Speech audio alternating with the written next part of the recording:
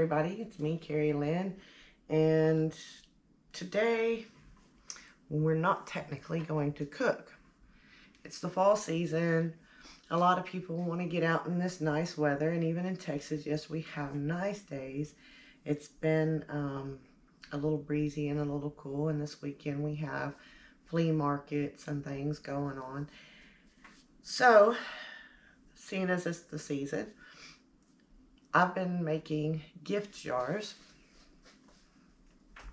See here, I've got a cookie mix. This is a Reindeer Trail Mix. And yes, my handwriting is pretty sloppy, but that's chalk. It wipes off, and whoever buys it can reuse it for their own personal needs. I've got, oh, me and ribbons don't get along. I'm not a pro at that. So today, I thought instead of cooking, I would actually go through the process of making jar goodies. I've got several of them that I'm going to make. I did make this Choco Cherry Crayon Cookie Mix. Unfortunately, I ran out of the ingredients for that, and I'm preparing for tomorrow, which is Friday, so I don't really have time to actually go get more. But today, we're going to make some more of the Reindeer Trail Mix Cookie Mix, some hot cocoa, and let me see what else is in my book. We are going to make, and you know, I really wanted to try those cookies. I'll have to make them for myself. We're going to make hot cocoa, which I'm also going to be making hot cocoa for some family members because it seems to be a favorite. We're going to make mocha coffee mix, chai tea latte mix, and a Mexican mocha mix. And we're going to put all those in jars. Due to the season, there is a shortage on jars in local stores.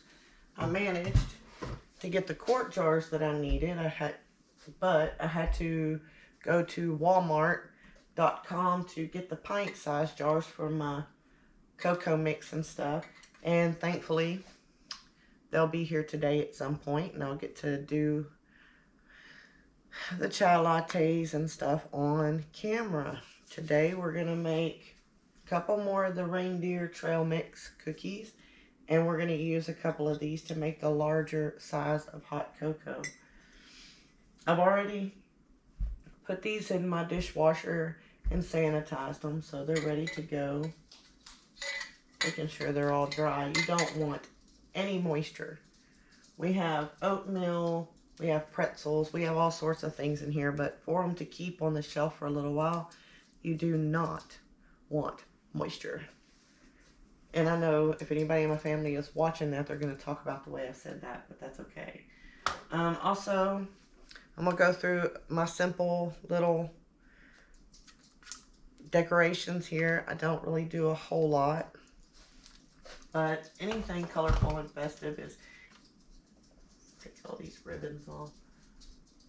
I'll put them back on later. If you want, you can go to any fabric store, as far as I know, and pick up these little squares. They usually come in packages. I think I bought this one at Walmart. They're just little squares. I think people use them to do quilting. I'm a patient person, but not that patient, so I use these for crafts. Or a fat quarter. You can buy these in little packs. They come in themed packs or colored packs, and you can cut them down to size. Ooh, I'm all with it today, I tell you. You can cut these down to size and have nice themed ones for the holidays. Also, you can buy any jar you want. You can go into, let's see, Dollar General, I do believe Family Dollar, and even Walmart and Target, they all get their holiday things out for like cookie gifts and stuff. And instead of just getting plain jars, you can get any type of container with a tight fitting lid. Just make sure you can keep most of the moisture out. For any tricks and tips on that, I would highly recommend you go see someone more professional on the jar packing than myself. There are many YouTube channels out there with homesteaders who I absolutely love to watch, and people who can a lot. So I did say previously that we're going to do a contest. This contest is just a trivia question about food or the kitchen or pertaining to what we do videos about here. So the first trivia question is, what is the most expensive spice in the U.S. and what plant does it come from?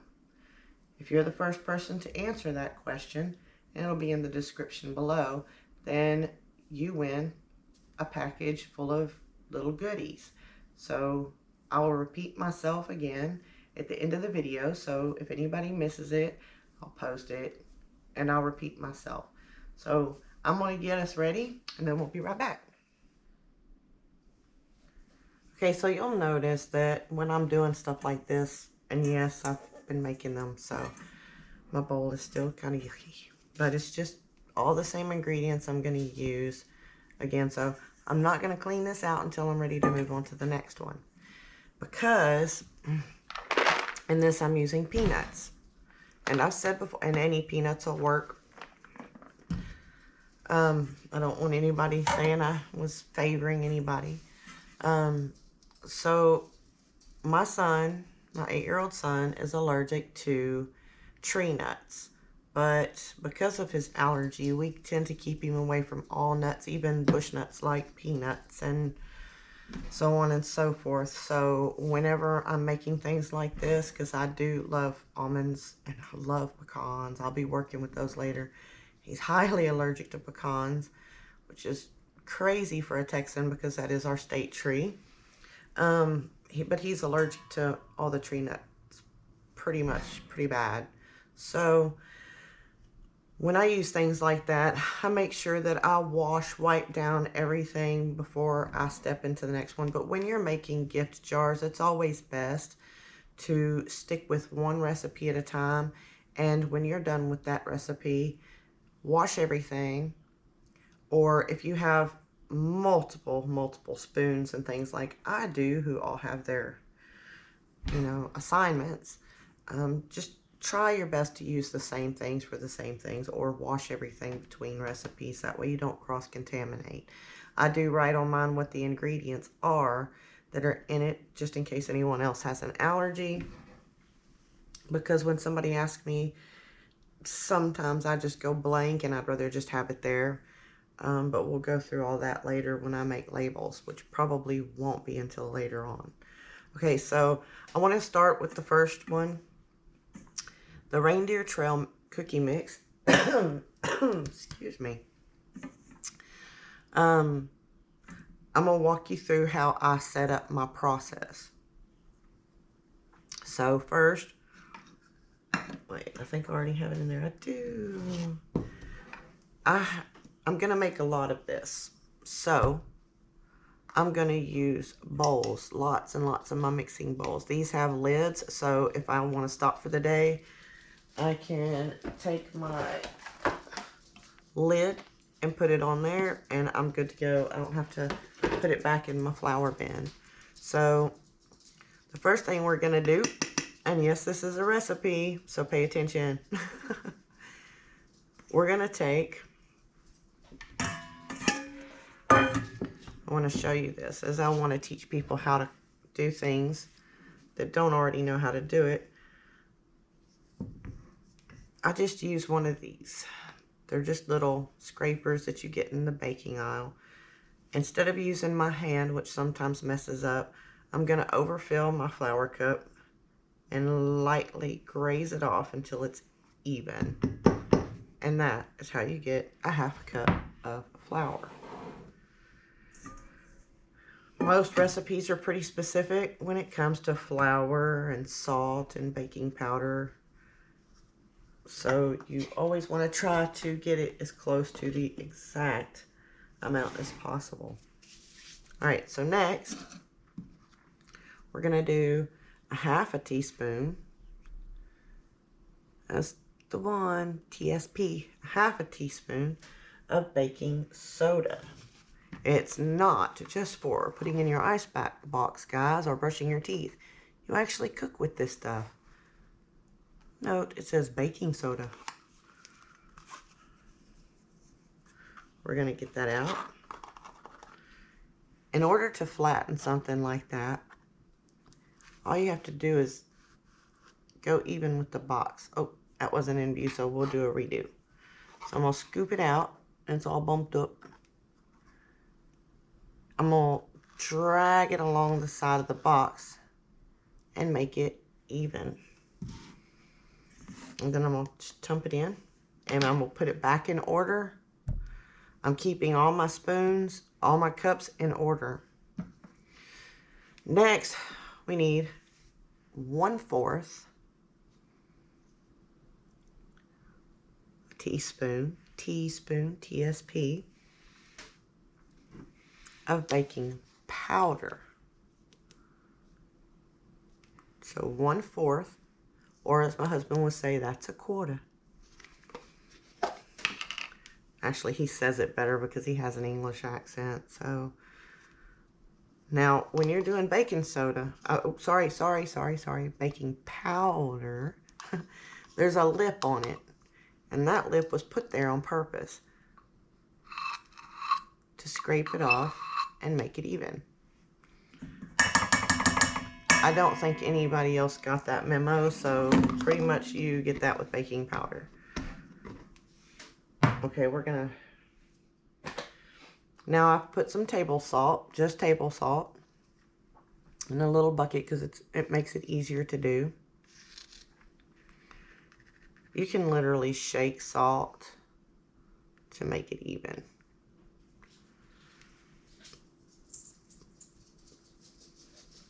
And we're going to put our spoon back in order because we don't need that one anymore. And we are going to get, where are you? There you are. Just a whisk. Now be careful with these. I found out yesterday, I thought I was losing my mind. Maybe my house was haunted because I kept having water in my area and I dried everything so many times it could never get wet again in its lifetime. And then I realized that it was actually coming out of my whisk. I washed it the day before, but obviously I didn't have it setting upright like this so the water could drain out while it dried. That's a good tip, even when you have it in the dishwasher. So make sure you get it dry. So just mix that around.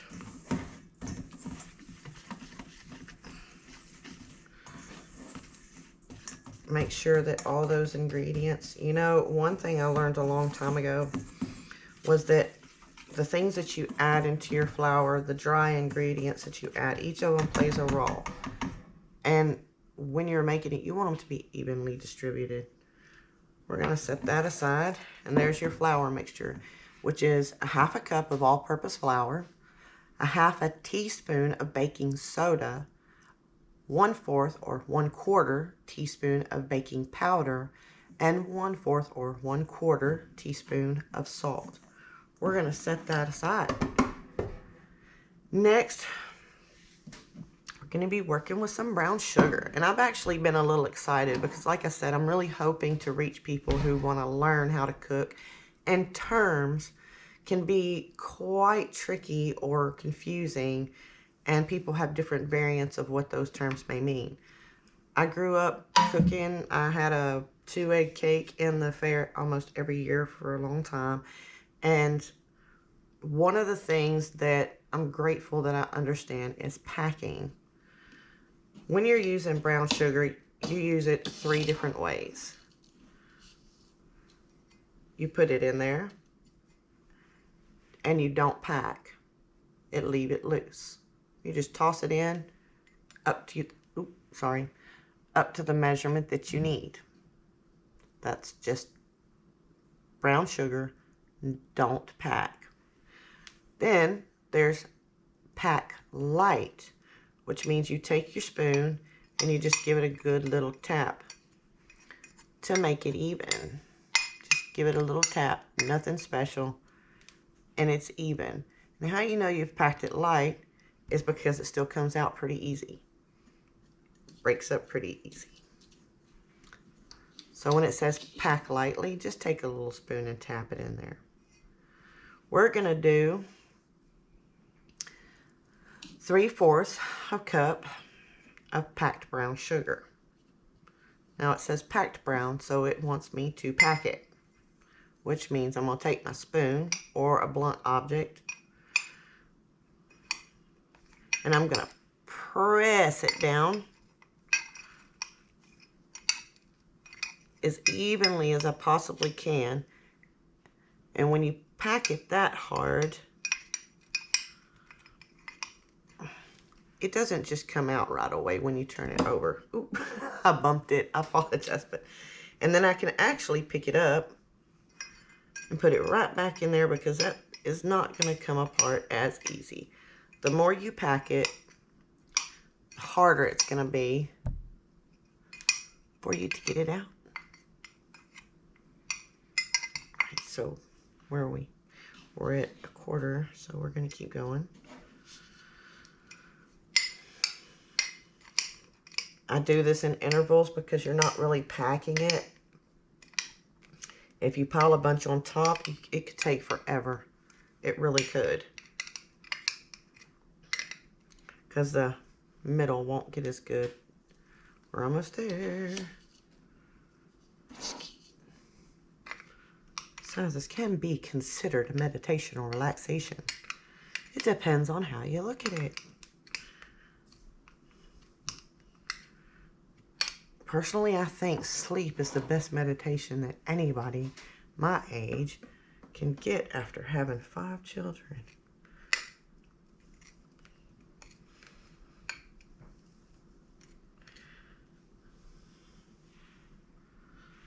So when you're measuring, again, I'm going to reiterate this several times. If I repeat myself, I apologize, but when you're measuring, get as close to that as you can. But you see how nice and packed that is? Nice and packed. I try to get it as even as possible. All right, so there is our packed brown sugar.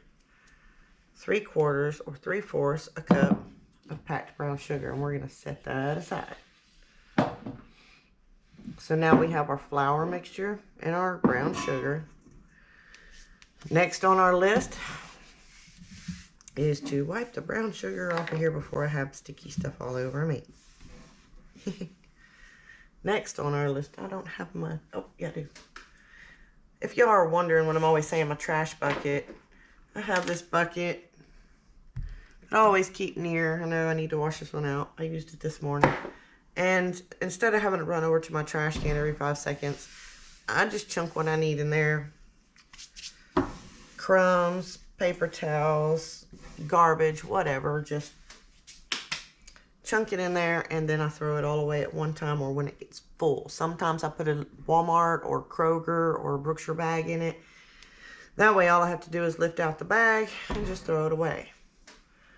Alright, so next, we need 1.5 cups of old-fashioned rolled oats. Now, it didn't say minute oats, it said old-fashioned rolled oats. I got this big, nice one at Brookshire's. I've used the Quaker and the Brookshire ones all in one because I'm selling these, so I don't want to have a high cost. So when you go to the store, always look at all of your options. If you're selling something or you need to make a lot so you want to keep your costs low, sometimes the store brands are cheaper, sometimes they're not. Stores have to make their money as well, so some items are more. But at the end of the day, whatever saves you on price and gets you the best amount for your needs is the right thing for you to do. So we need 1.5 cups of rolled oats. Let's toss that in there. We're almost there. When you're putting in ingredients that are kind of like that, just shake it just lightly or tap it. And if you want, grab another little measuring cup and add some in there until you get it right. I have a lot of measuring cups. When I bought some more recently, my husband said, "Are you going to get rid of some of your old ones?" And I said, "No." Because when I do things like this, I actually like having a million of them around me for different things. Some of them hold better. I like these because they, you know. But yeah, I love having spoons and measuring cups around me of all sorts. But I did donate some to him for his chemicals. All right, so we got 1.5 cups in there. The reason why I had, let me make sure you're still in view. The reason why I have 2 measuring cups for this is because the oats need to be divided. So they need to be 3/4 or 3/4 of a cup. I guess that's about 6 ounces, I would say. Each. Because when they go into our jars, they're going to be 2 different places. So we're going to have one in one spot and one in another. So divide your 1.5 cups of oats into 3/4 or 3/4 and 2 separate cups. Divide it in half. Divide it in half. I'm not going to start singing. I don't sing. I do sing. I sing when the house is empty and I have my earphones in. And nobody can hear me. Alright, so now we've got our flour, our baking soda, our baking powder, our salt, our packed brown sugar, and our old-fashioned rolled oats divided. Next is the fun, yummy, yummy part. Please stay out of the bag if you need to sell them. M&Ms, little mini M&Ms. Now, for Christmas, you can usually get the red, green, multi, and for other holidays, or you can go to a local candy store. And usually, I think my dog is growling outside, so I apologize. Go to a candy store where they sell, or a party store where they sell the individual colors if you're making these for someone who has a favorite color, or a baby girl, or a baby boy, whichever. I mean, it's versatile. But we use the mini M&Ms because we have other things in there, like peanuts and pretzels and raisins. So this kind of saves room to have the mini M&Ms, but I do believe you can get them in other colors, or, holiday colors. All right, so we need 1/3 cup of M&Ms, and just pile them in there. Just give them a good pile of. We put out some of our Halloween decorations, and there's been some stray cats around, so he has been a busy dog. All right, so now we've got 1/3 cup of mini M&Ms, and we're going to move on to 1/4 cup. I love these for these particular things, of peanuts. Now, if you want, you can put these in a bowl and crush them up just a bit to make them a little smaller. That way,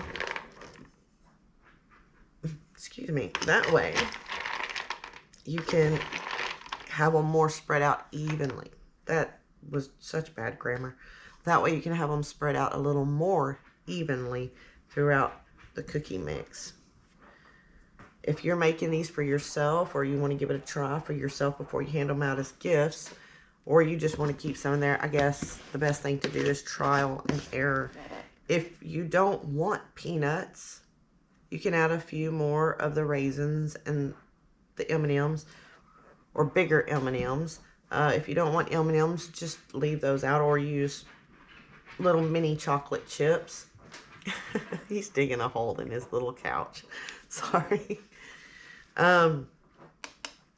Or if any of these things that you want to leave out, there's probably a substitute for, and the chance of you finding that substitute online is high. Oh, I needed that.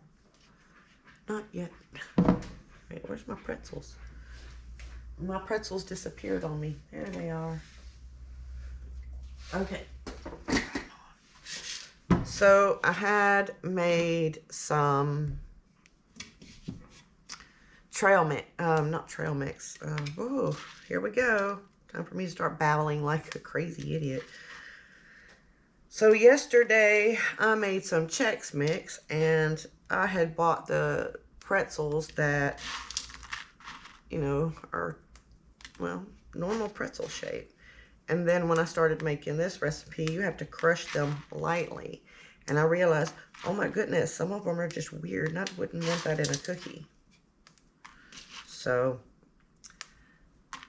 the next ingredient is 1/3 cup of lightly crushed pretzels, preferably a pretzel stick, a little thin, narrow pretzel stick. If you don't want salty ones, get the non-salty ones, but a pretzel without salt is kind of like, well, it's just, it doesn't work. It's not right. It's not, I don't even like pretzels that much, and I still think it's wrong. So we have 1/3 cup. Wait, which way is it going? 1/3 cup of lightly crushed pretzels. I'm trying to pick through and get the ones that are smaller. This recipe makes 12, I believe, cookies. So you're thinking, basically, if it makes 12 cookies, I don't want all those cookies to have some pretzel. I want all those cookies to have some M&Ms and some peanuts and some raisins. Or, you know, instead of using raisins, you can use dried cranberry, dried apricot, dried cherries. Warning, dried cherries can be quite expensive. I need a cherry tree. I'm in the wrong business. I have this is what I call an official raisin loosening spoon. Every time I buy raisins, or almost every time I buy raisins, which I don't mind because that usually means there's more in the box. Oh, look, little stem. Check for little stems in the raisins and any dried fruit that you get. It happens. It happens no matter which kind you buy. But yeah, I find that they're usually compact and they stick together pretty easy. All right, so 1/4 or 1/4 of simple sun-dried raisins, or you can use golden raisins. Point of making something for yourself or people for gifts is actually making things that they like. If you keep the basic element of anything the same, like this, you're going to make a phenomenal gift. So the importance of this particular recipe for these cookies is these elements. Your flour has to be right, and then your sugar. And I'm pretty sure you wouldn't want to make it without the oats unless you have something to replace the oats with. Any of these components here can easily be changed out. Instead of doing M&Ms, you might want to do little gumdrops. Or peppermint crushed up. Try not to get too much of the powder bit in there. Oh, it does help with flavor. Instead of pecans, you can use almonds. Instead of peanuts, you can use almonds walnuts, or no nuts at all. And pretzels, you can just leave those out if you like. Raisins, of course, there's a variety, a large variety of dried fruits that you can use. And most stores, they have a section where I don't have one with me, but they sell them in the square plastic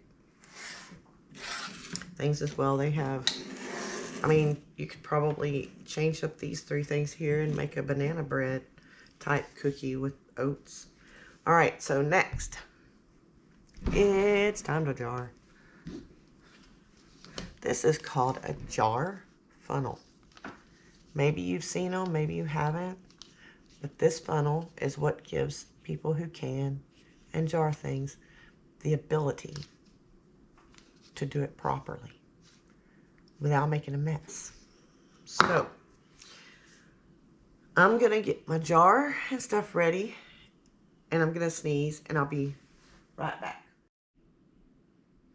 Okay, I'm back. I sneezed 1,000 times, took some Claritin, but I downed my Coke really quickly, so we know how that goes. Okay, so we have our jar. And before I actually put anything in this jar, I think I bought these at Walmart. They're little jar stickers. They come off easy, like the vinyl, instead of a paper sticker. They're not paper. They're vinyl, I believe. Don't quote me on that.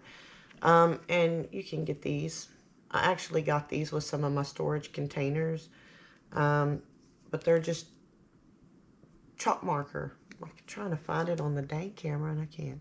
It's just a chalk marker.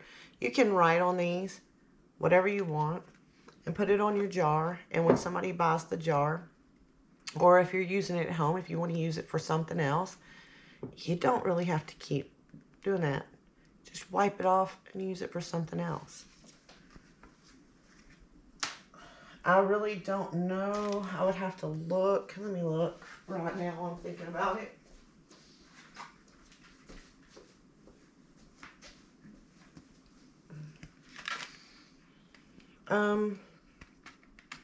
I don't want to say it and get it wrong, so forgive me if I'm getting off track. I don't know if you can wash the labels on there. All I know is they're chalkboard labels, and you can remove them pretty easy. If you're a person who changes your mind on how you organize things like I do once a year when I get really bored, then it's a good idea. So I'm going to take, ooh, that one's the best one. I'm going to take mine.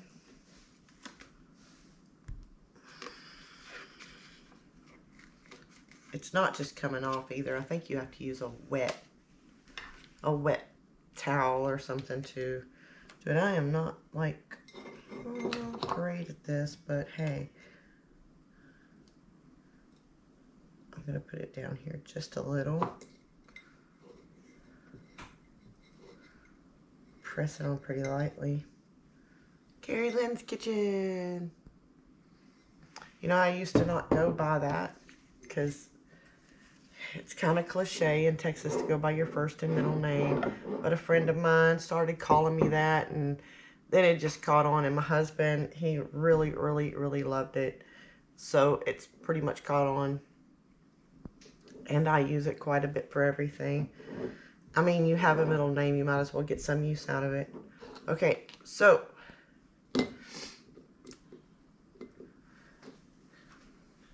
we've got all of our ingredients ready. We've got our flour mixture combined. We've got our oats separated in half.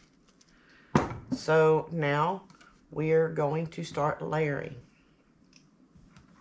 When I take flour out of my bowl, I'm going to use this because it helps me. It's silicone, it's plexi. See that? I don't know if you can see that. So it actually can give that contour of the bowl and get most of it out. I don't want to leave a lot of the ingredients behind because they're measured that way to make your cookie right. So we're going to start with our flour mixture. That's a mixture of 1½ cups of all-purpose flour, a ½ teaspoon of baking soda, 1/4 teaspoon of baking powder, 1/4 teaspoon of salt. We're going to dump it in.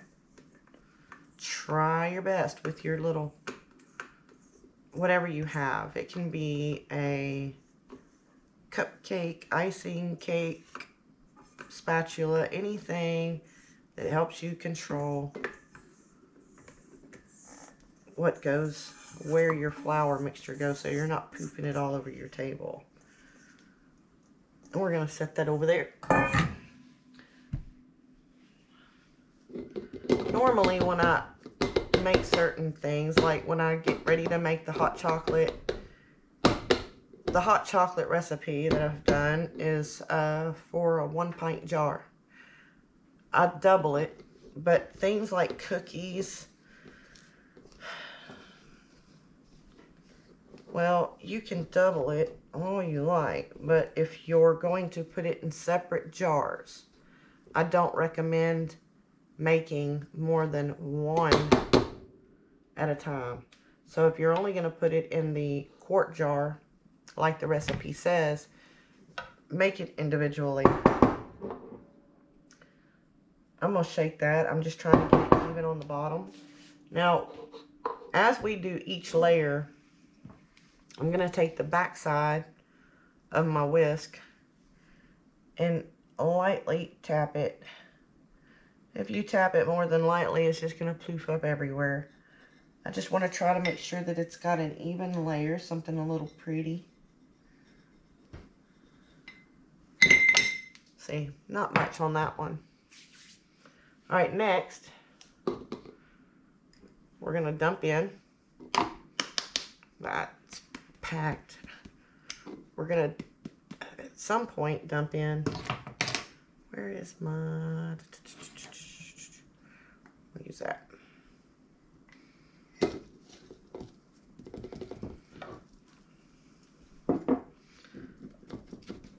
Brown sugar. Oh, I need to get it all off of there. Brown sugar is moist. It's one of the reasons why we're putting it where we are, is because it keeps that moisture from overwhelming everything else. So we put in our brown sugar. You know, I had a spoon, there it is, in the brown sugar. I'm gonna just, without disturbing the flour, because you want to have, oh, I did mess up the flour a little bit. I don't know if you can see this, but I want to make layers, and I'm going to try to even this out a little bit without disturbing the flour. See, we're starting our layers. I'm going to take my spoon, and I'm going to press it lightly. Okay, this is not one of those moments where I want to press that down hard. I just want to press it lightly.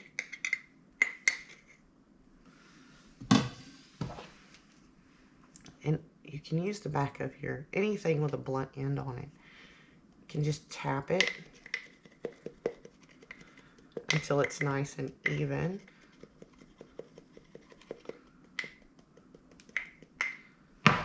Remember, you're getting a lot of ingredients in this 1 quart jar. So I'm going to take my spoon again, and I'm going to try to make it flat, even all the way around. You're not in a hurry. Well, you might be. I don't know if you're like, oh, last minute gift type thing. And forgive me, I'm not used to holding things up in the air while I do them, but see, I did get my flour a little wonky. I wasn't paying attention. But there's your first 2 layers. Looking pretty. All right. Next, we're going to add half of the oats, which is 3/4 a cup of oats, on top of our, ooh, they're going to all go in a pile. As the 3rd layer. Now, your oats are not going to set down. Sometimes I'll just put my hand in there. Yes, my hands are clean. you can't keep your hands clean in the kitchen, there's something crazy going on with you, because I don't like having stuff on my hands. 99% of the time, it's going to be sticky, no matter what it is. If it gets on my hands, it's going to be sticky, or it's going to bother me, especially in my fingernails. So, lost my place. Alright, so we've added the third layer, which is 3/4 cup of your oats. Now we're going to add the mini M&Ms. Just toss those in there. You're going to get a chance to pack it down again in a minute. The point of making them in jars is to make them really pretty. 1 layer, 2 layer, 3 layer, 4. Sounds like a nursery rhyme. Alright. After we add the M&Ms, we're going to add the peanuts. 1/4 cup of peanuts. It's not a whole lot of peanuts. So like I said, if you crush them up, you'll evenly distribute them out through the cookies. Next, we're going to add our 1/3 cup of lightly crushed pretzels. Next, we're going to add our raisins. Now, raisins do stick together. So something I've learned to do, if my raisins are sticking together, I don't want them being in a clump. But I don't want to keep messing with them in the jar, otherwise it's likely going to mess me up. So I already know that I have 1/4 cup in here. So I just put it in this bigger cup right before I'm ready to use them. And I'll break them up as best as I can. That way when they go in there, I don't have to mess with them as much. And we are so in need of washing our hands after that. I'm going to take my raisin. No, I'm not, because it's got brown sugar on it. What am I going to use? There we go. We're just going to use this. We're going to start packing it down just by tapping it.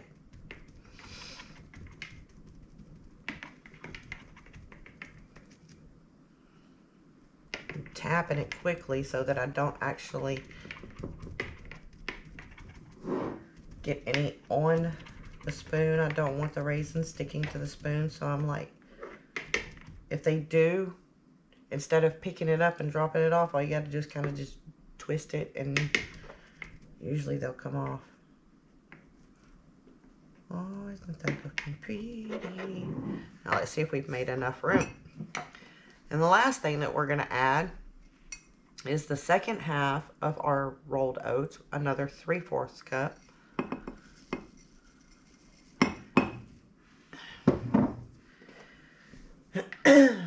Don't tell my husband I said this, but I was doing it the hard way, and he comes along to make some yesterday. Excuse me. And he starts using a measuring cup. And I'm like, oh, yeah, I do that all the time. I thought of that ages ago. Slowpoke.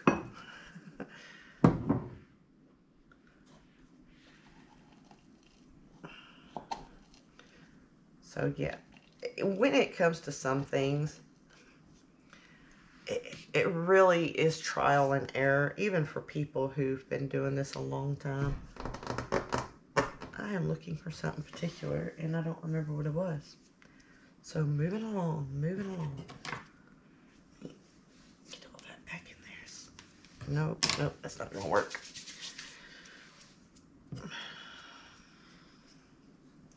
There we go. It's just a smaller one.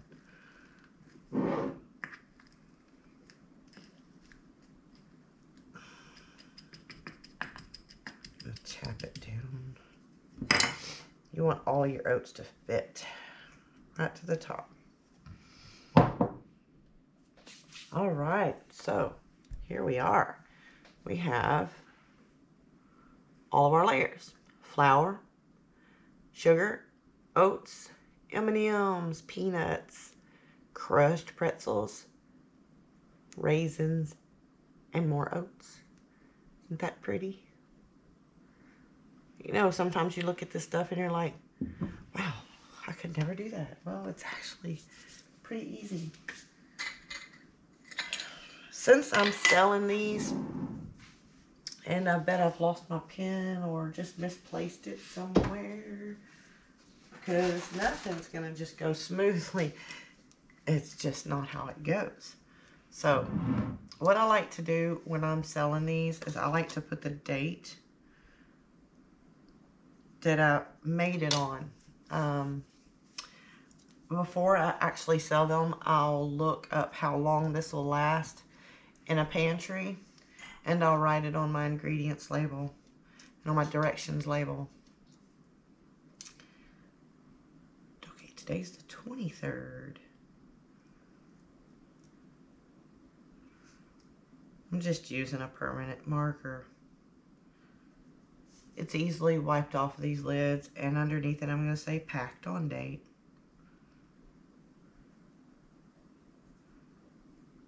And they can remove that if they choose to, or you can use it later and remove it yourself and put whatever you like on it.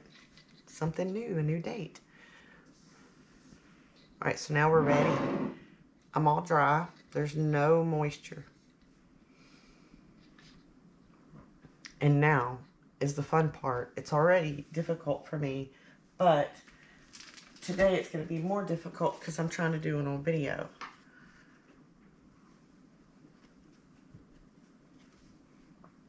So I know fall is coming, but I like to liven things up. I like to pick things that are not overly used. So I don't like to be conventional. It's never been my thing. So I just place it over and I'm holding it down. Not so much that it wrinkles. The more you hold it down, that it's going to wrinkle. I want it to be pretty even. So I'm just trying to keep it from bulking. Get it as even as I can. Oh, I went too far down. Okay. Just get it on there as best as you can. Tighten it. I'm not using a pressure can or anything like that because these are just gifts for, you know, use pretty soon. Alright, so there is another Reindeer Trail Mix Cookie Mix. Alright, so let me adjust and then we'll move along. Hi, everybody. I wanted to say that, yes, I'm making myself a drink.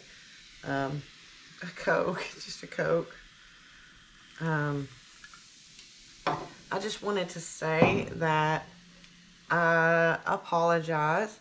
I didn't realize that some of you may be making these jars of goodies for yourself for your own pantry.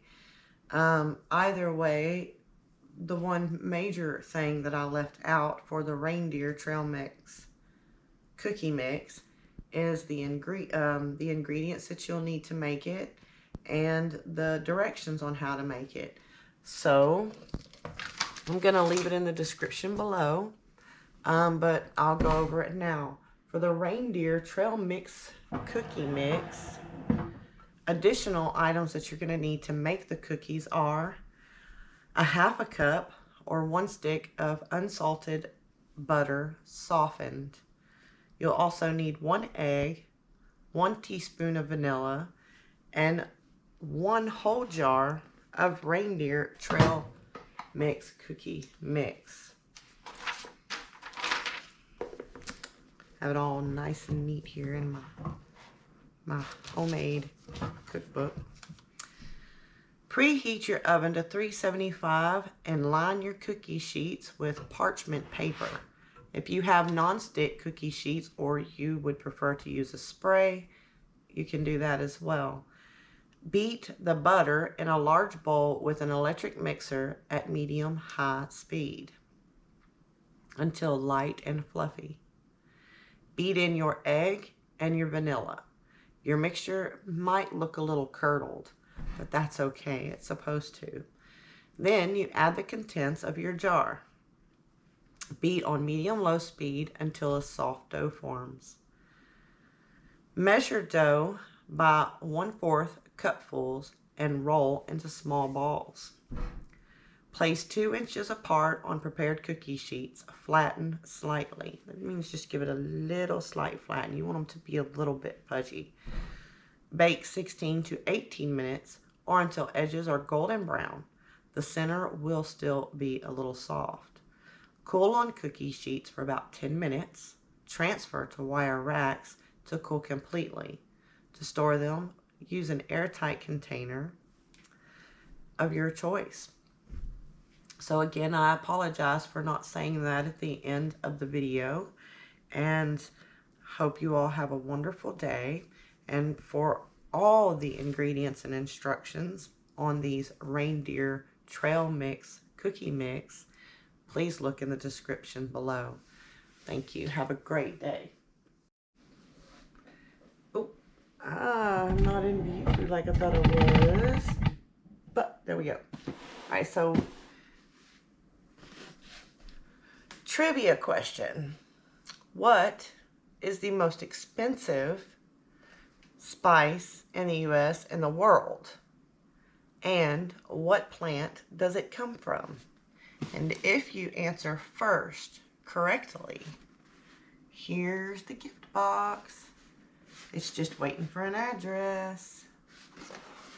It's already packed and ready to go. So, again, what is the most expensive spice? Oh, that was funny. We're going to edit that out. This is not working for me today. Okay. Let's try that again. All right. So, what is the most expensive spice in the world, and what plant does it come from? If you answer that correctly first, you will win this little box of goodies with some of my favorite things you'll see me using myself off and on, or maybe if it comes up, and I'll ship it right to you. So good luck, have a good day, and I'll see y'all again soon.